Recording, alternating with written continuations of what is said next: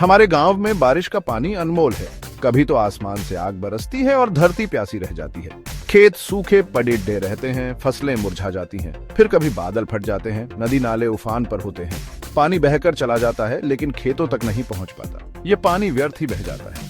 हमारे बुजुर्ग कहते थे कि पहले ऐसा नहीं होता था। पानी को सहेज कर रखते थे, तालाब, कुएं और जोहड्डा बनाते थे। लेकिन आजकल हम वह सब भूल गए हैं। हमें बिजली के पंपों पर निर्भर रहना पड़ता है, जो महंगे भी हैं और हमेशा काम भी नहीं करते। एक दिन मैं अपने खेतों में बैठा सोच रहा था कि कैसे पानी की समस्या का समाधान निकाला जाए। तभी मेरे दादाजी की बात याद आई। वह अक्सर एक पुराने पंप का जिक्र करते थे जो बिना बिजली के चलता था। उन्होंने मुझे बताया था कि यह पंप पीढ़ियों से हमारे परिवार में चला आ रहा है, जो 300 साल से भी ज्यादा पुराना है।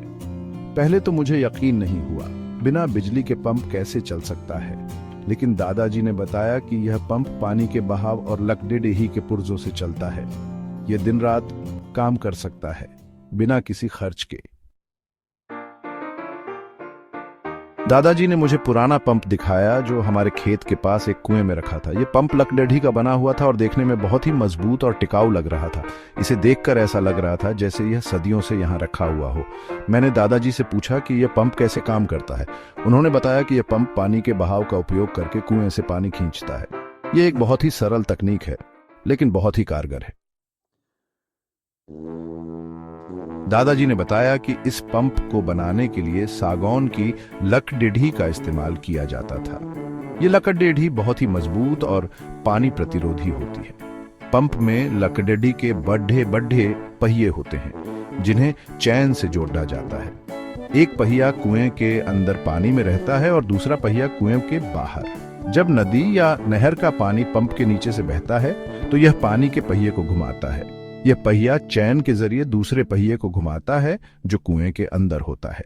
इससे कुएं का पानी ऊपर खींचता है और खेतों तक पहुंचाता है। यह पंप दिन रात चल सकता है, बिना रुके, बिना थके। इसे चलाने के लिए न तो बिजली की जरूरत है और न ही डीजल की।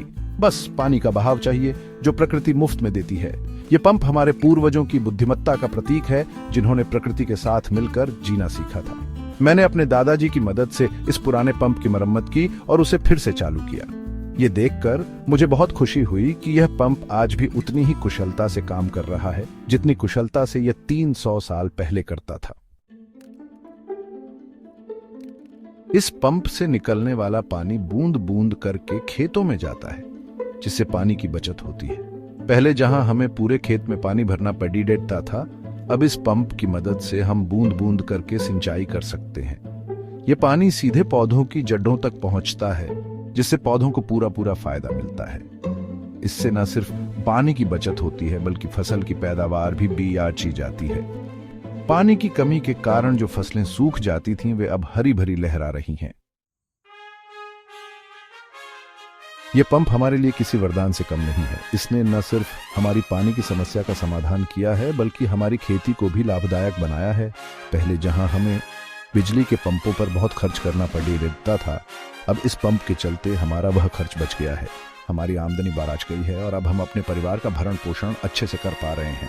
यह पंप हमारे लिए प्रकृति का दिया हुआ अनमोल तोहफा है। यह पंप इस बात का जीता जागता उदाहरण है कि कैसे हम प्रकृति के साथ मिलकर जी सकते हैं और अपने जीवन को बेहतर बना सकते हैं। हमें जरूरत है कि हम अपने पूर्वजों के ज्ञान को समझें और उसका उपयोग करें। यह पंप न सिर्फ हमारे लिए, बल्कि आने वाली पीढ़ियों के लिए भी एक सीख है। हमें अपने बच्चों को भी प्रकृति का सम्मान करना सिखाना चाहिए और उन्हें यह बताना चाहिए कि कैसे हम प्रकृति के साथ सामंजस्य बिठाकर जी सकते हैं। मैंने ठान लिया है कि मैं अपने गांव के सभी किसानों को इस पंप के बारे में बताऊंगा और उन्हें भी इसे अपनाने के लिए प्रेरित करूंगा। यह पंप हमारे लिए प्रकृति का दिया हुआ एक अनमोल तोहफा है और हमें इसका भरपूर उपयोग करना चाहिए। यह पंप सिर्फ एक मशीन नहीं है, बल्कि यह हमारी संस्कृति, हमारी परंपरा और हमारे अतीत की याद दिलाता है। यह हमें बताता है कि कैसे हम प्रकृति के साथ मिलकर जी सकते हैं और अपने जीवन को खुशहाल बना सकते हैं।